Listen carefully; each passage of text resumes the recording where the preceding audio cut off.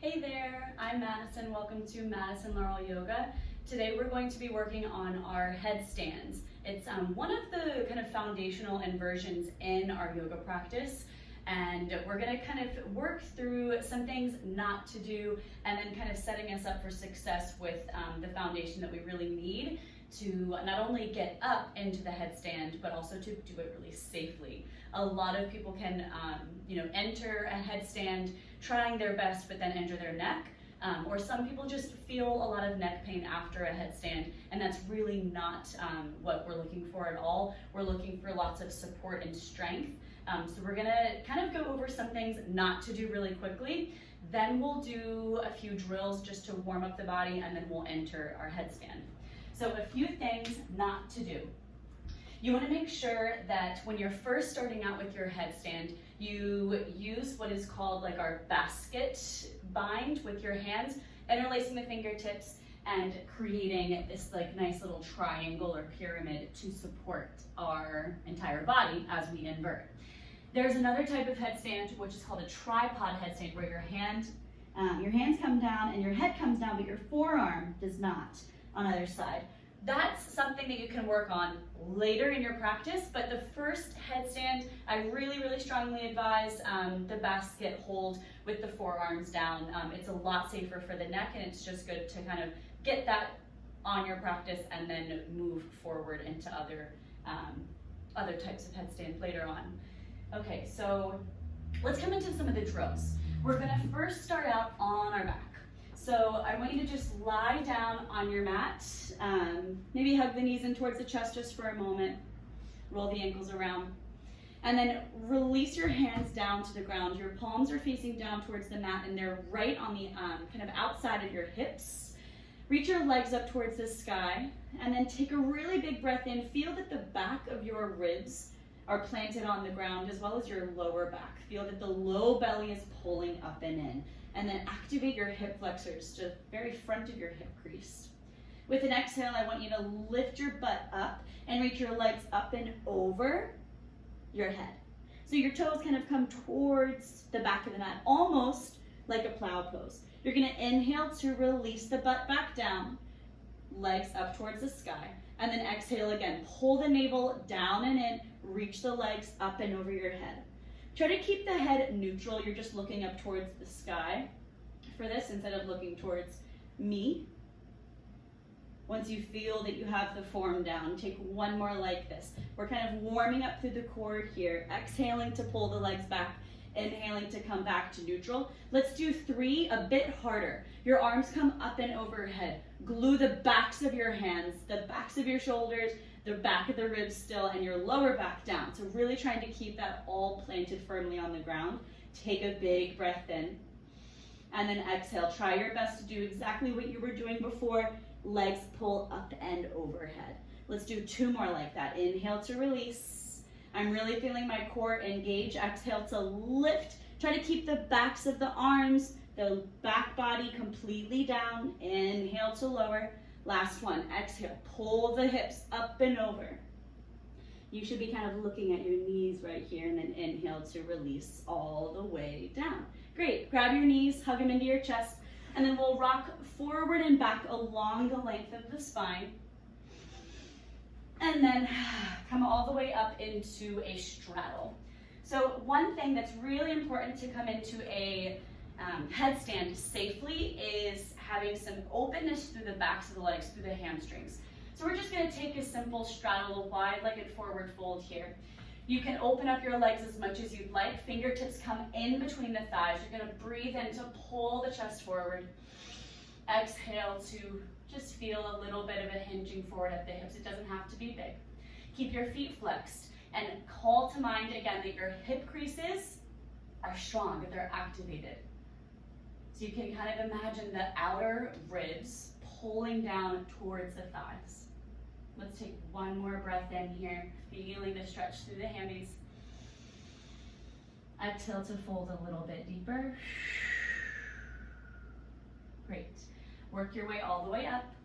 Cross your ankles and then come forward into a tabletop. Okay, so we did our first drill. That was kind of like the reverse forward fold when we were on our back trying to bring the legs up and overhead. We just did our straddle. That was a second drill or stretch. And now we're going to come into our dolphin. If you looked at one of my past videos about forearm stands, 5 drills for forearm stand, we did dolphin a lot, right? The downward facing dog shape, but with your forearms down, is such a great shoulder strengthener, and it's also really similar to the shape of the foundation of a headstand.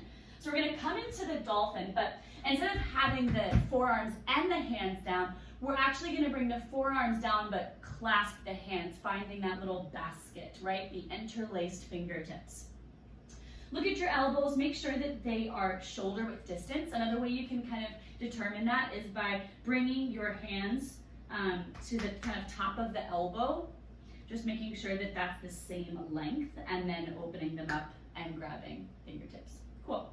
Push the ground away. Instead of collapsing through the shoulders, try to really spread, and then tuck the toes and find your dolphin. I want you to look back towards your toes, and we're going to take a few cycles here of just lazy dolphin to strong dolphin. All we're going to do is take a little breath in to just relax the head and let the shoulders disengage. And then as you exhale, push firmly down through the elbows to lift and activate through your shoulders. 4 more times like that. Inhale, lazy dolphin. Exhale, strong dolphin. Push into the pinky side of your hands, into the wrists, forearms, and elbows. Again, inhale. Exhale, push. Lift your head away from the mat. Feel your low belly pull up and in as well. Let's do 2 more. Breathe in. Breathe out. Inhale. Exhale, strong dolphin, and then just hold.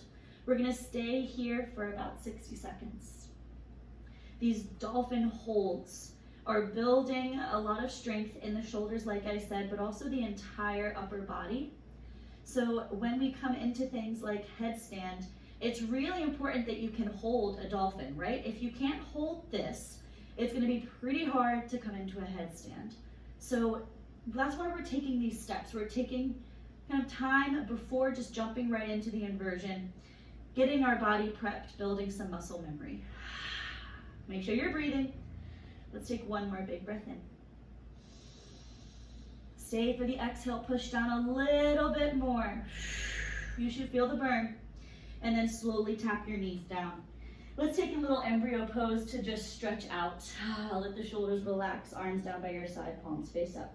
Rock side to side, just like a child's pose.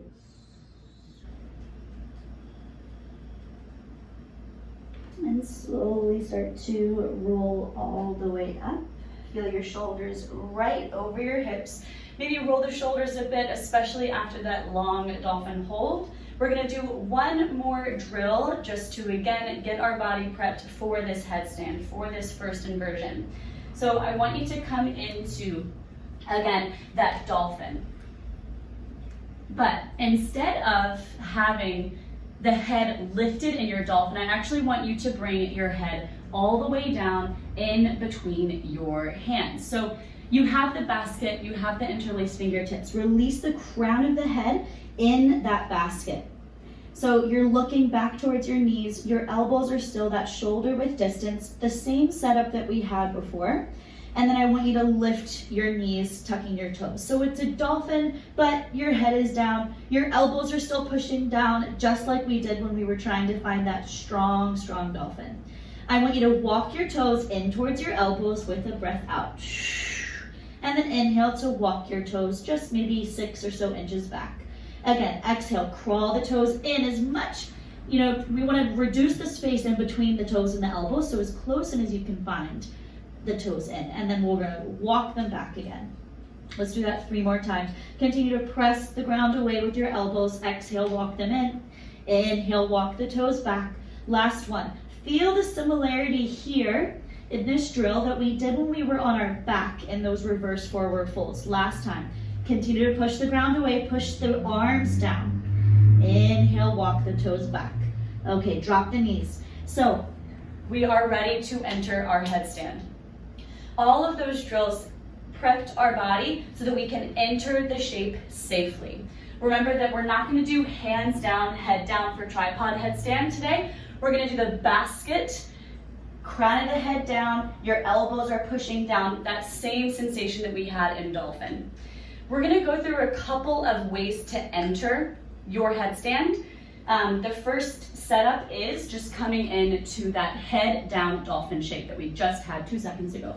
So meet me there, head down, elbows pressing down, tuck your toes, and lift your knees. You're more than welcome to stay right here and just focus on pushing the ground away with your elbows and the pinky sides of your hands. If you'd like to, you can bend your right knee, bringing your right foot towards your right butt cheek, and just feel that balance here. Maybe you do a quick switch, right foot down as your left foot lifts and floats up towards your left heel. Again, switch, right foot lifts, left foot lifts. This is a really great way to play around with some kind of baby balances, some baby holds in your headstand. That's one way that you can enter. You can hold that shape right there.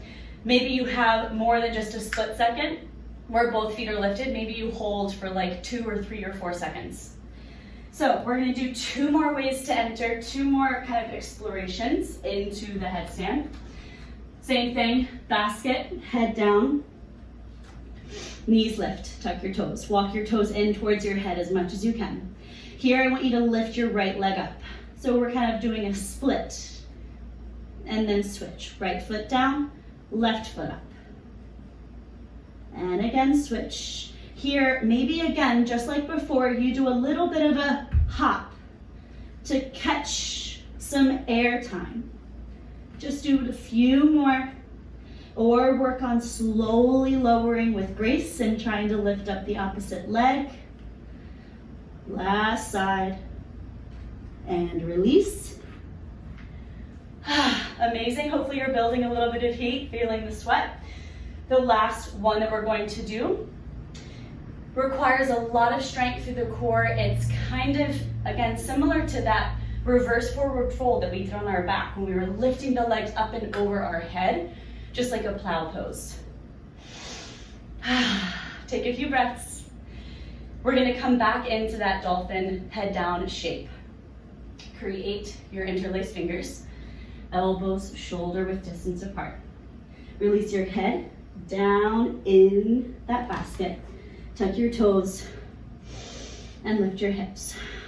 So if you'd like to go a little bit further, if you feel like the 2 ways that we entered before were easy, you can start to explore a pike press. Pike press is literally just keeping the legs together and trying to float the toes up. It takes a lot of work through the core, through the hip flexors.